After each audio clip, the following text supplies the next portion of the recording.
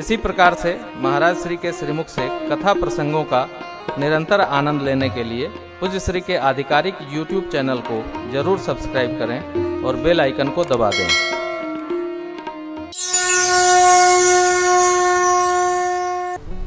दुनिया के सभी देश और वहाँ के विचारक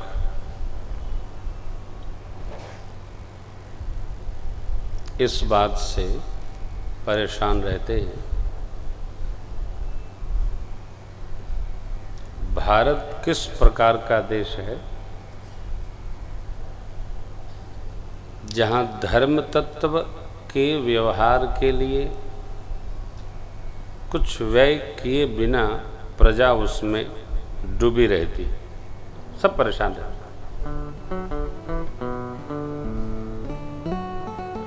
ऐसा एक विचित्र देश है अपना,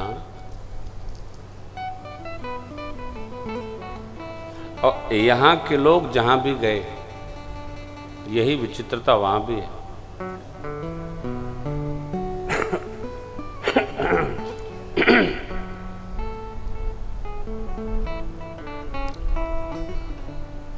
कुछ अलग से नहीं करना पड़ता है। कहाँ हम गए,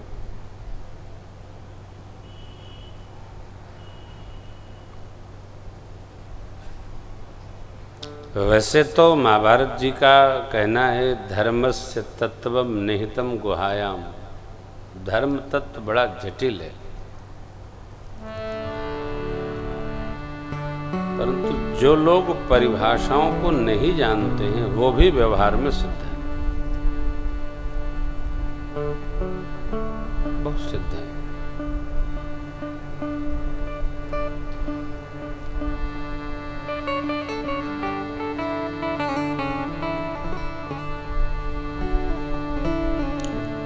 प्रातःकाल स्नान करके जलपान करने के बीच में भगवान को राम राम करना है, मंदिर जाना है, नहीं तो घर के मंदिर को राम राम करना है, तिलक लगाना है, नहीं लगाना है कोई बात नहीं, हाथ जोड़ना है। यह हमारे धरती की स्वाभाविक व्यवहार पद्धति है, कुछ कहना नहीं पड़ता है।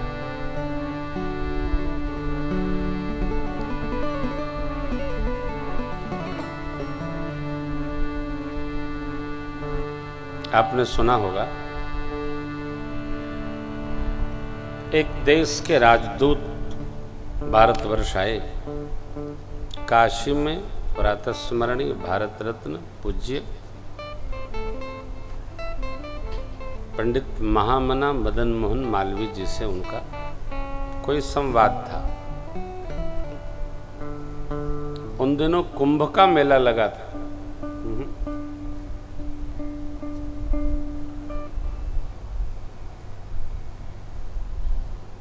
स्वाभाविक है, पंडित जी ने कहा चलिए जरा कुंभ का मेला दर्शन करते हैं।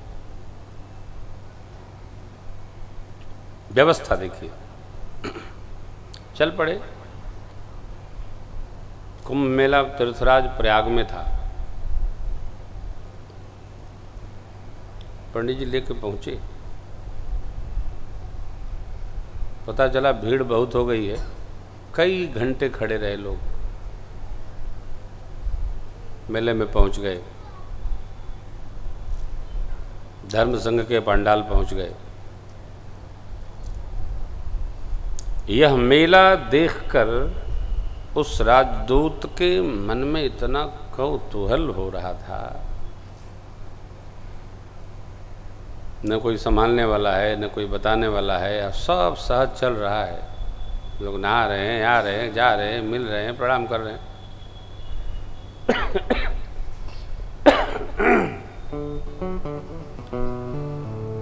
एम्बेसडर महोदय ने पूछा, पंडित जी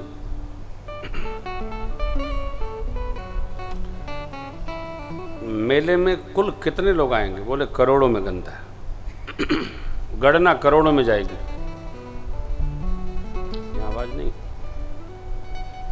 तो इतने बड़े मेले के संयोजन के लिए और इतने लोगों को एकत्र करने के लिए इस देश की सरकार कितना व्यय करती है। उन दिनों पंचांग ही ₹1.25 का आता था, आज वो ₹30 का है।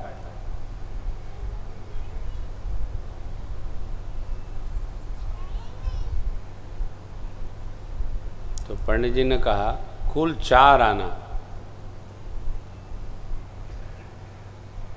4 आना में इतने लोग कैसे आ जाएंगे? बोले हमारे देश की प्रजा गांव नगर में बैठे पूज्य पुरोहित जी के यहाँ जाती है, 4 आना देती है और पंचांग से कुंभ मेले का मुहूर्त निकालकर सब साज सजाकर मेले में आ जाती है। केवल 4 आने देकर ये पूरी भीड़ बिना सरकारी रचना के एकत्र हो जाती है। ये कैसे संभव है? देखिए कैसे संभव है। क्या है? बैठा हो? नहीं बैठेंगे नहीं, ऐसे देख रहे हैं क्या हो ही रहा है। उसी परंपरा में चलते चलते चलते चलते आज स्थिति ये है कि हम जाते हैं तो लोग 2-4 हज़ार बैठे रहते हैं कि बाबा आएगा कथा गाएगा। किसकी कथा? राम जी की कथा। राम जी कहाँ हैं? मिट्टी में हैं। भारत की जमीन में, रग रग में, कण कण में भगवान का तत्व वास करता है। बहुत आए हो, बहुत गाए, बहुत बताए, बहुत सिखाए, बहुत पढ़ाए, लेकिन प्रजा के समझ में कुछ नहीं आया।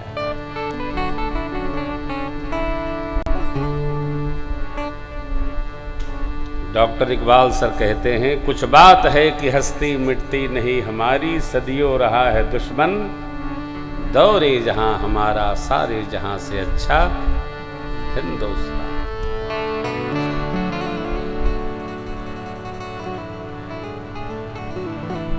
भगवत तत्व कहां नहीं है। और ये नहीं कि हम लोग मध्य में, हमारी आपकी जो भूमि है वो मध्य की भूमि, मध्य भारत है। ये नक्शे में उत्तर के हम दिखते हैं। उत्तर प्रदेश, मध्य प्रदेश भारतवर्ष का मध्य है पूरा।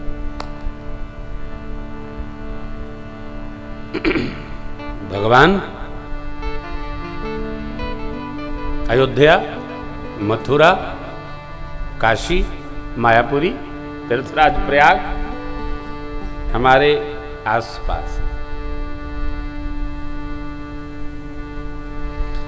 हम जितना समझेंगे दूसरा नहीं समझेगा। हम बहुत समझते हैं, इसलिए मैं तो 5-6 कथाएं साल की उत्तर प्रदेश में ही करता हूं, बाहर जाता ही नहीं। कोई बुला ले आ जाते हैं, बड़ा आनंद आता है। वो आपको आश्चर्य होगा, भारत के हर प्रांत का अपना अपना स्वभाव है। पंजाब ज्ञानी, गुजरात आडंबर,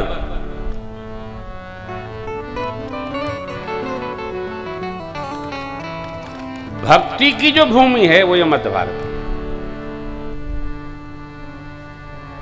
केरल, कन्नड़, संस्कृतज्ञता, दक्षिण में जितनी संस्कृतज्ञता है लोग आदर करेंगे, लेकिन वहां भी शुक्ल यजुर्वेद नहीं है, कृष्ण यजुर्वेद है। दोनों एकदम विपरीत ध्रुव है। जैसे जैसे पूरब को जाइएगा वैसे वैसे भक्ति बढ़ती जाएगी। बिहार प्रांत में गांव गांव ठाकुरद्वारी है और बड़ी सहज श्रद्धा है साहब, कहने के लिए। कलयुग में भी गांव गांव यज्ञ हो रहे हैं। हम लोग जाते हैं दर्शन करके। बुरा न लगाइएगा।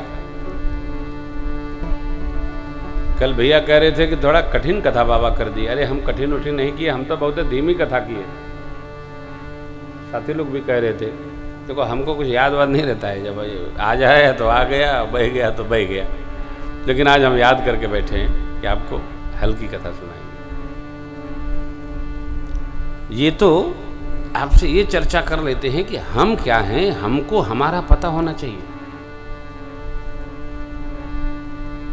ये सीधी बात है और बड़ी सरल बात है।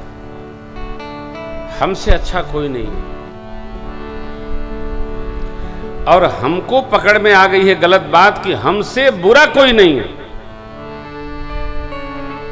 हम इसी से परेशान रहते हैं, हमसे बुरा कोई नहीं साहब, वो तो बहुत अच्छे आदमी है। नहीं, हम सबसे अच्छे आदमी हैं। बहुत बढ़िया। बगल में अयोध्या है, काशी है, प्रयाग है, जहां जाना हो जाओ, नहाओ, आनंद करो, दर्शन करो भगवान का।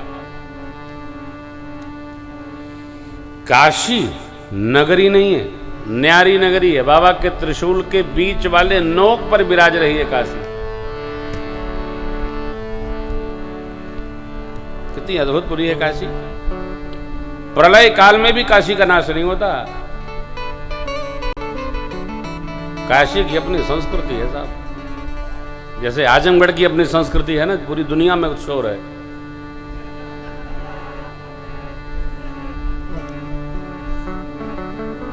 आजमगढ़ की अपनी संस्कृति है।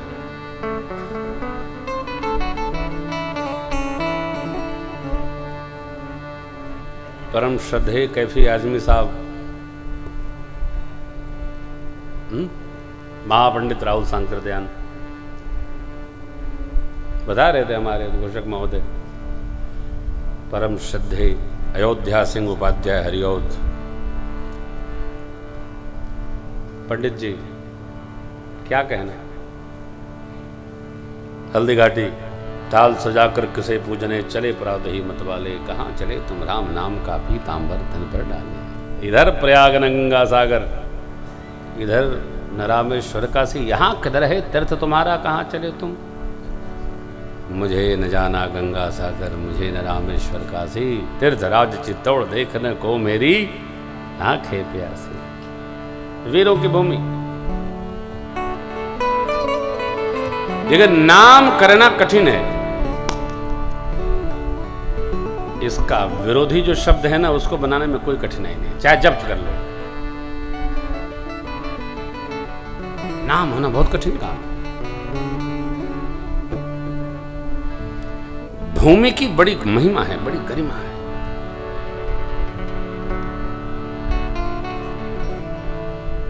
इस भूमि में विद्वता बहुत है, तपस्या भी बहुत है। समस्या यह है कि यहां जो विवेकी लोग, तपस्वी लोग,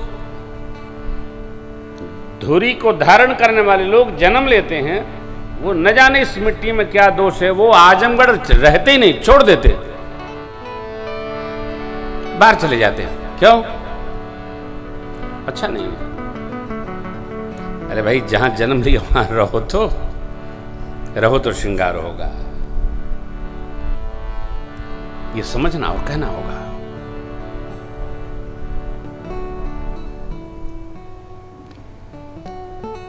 हमारे परम आदरणीय नेताजी यहाँ के सांसद हैं। अब मिलेंगे तो मैं कह दूंगा लखनऊ में कि जैसे मैनपुरी कर दी है वैसे आजमगढ़ को भी कर दीजिए। कम से कम सड़कें तो चौड़ी हो जाए। कहीं कोने में जाम में फंस जाइए तो आपका सारा कार्यक्रम बिगड़ जाएगा। कहिए कि ये तो एयरपोर्ट यहाँ नहीं है, नहीं तो सब रोज फ्लाइट छूटे लोगों को।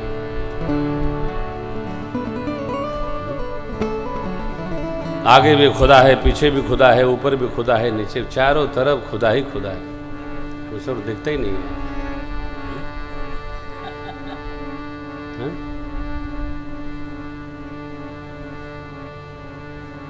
हम कहेंगे, हमको जो याद आता है फिर हम छोड़ते नहीं, हम कहते जरूर हैं। अच्छा, बहुत विशेष व्यक्ति है, जब कह दूंगा तो उसको पालन भी करेंगे। सुनते बहुत कहेंगे, लखनऊ पहुंचते फोन करेंगे। हम स्वभाव बनाएं कि हम जहां रहते हैं उसका श्रृंगार करें।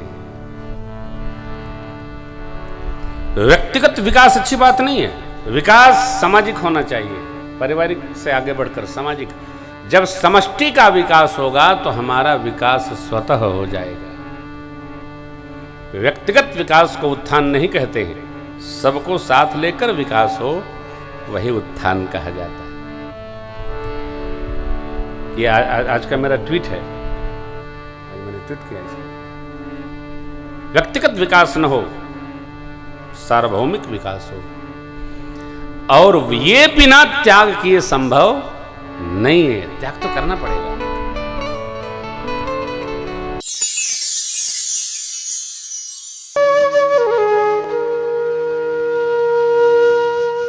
इसी तरह सुनते रहिए, चैनल को सब्सक्राइब करिए, बेल आइकन को दबा दीजिए और पुण्य अर्जन के लिए अपनों में शेयर करिए।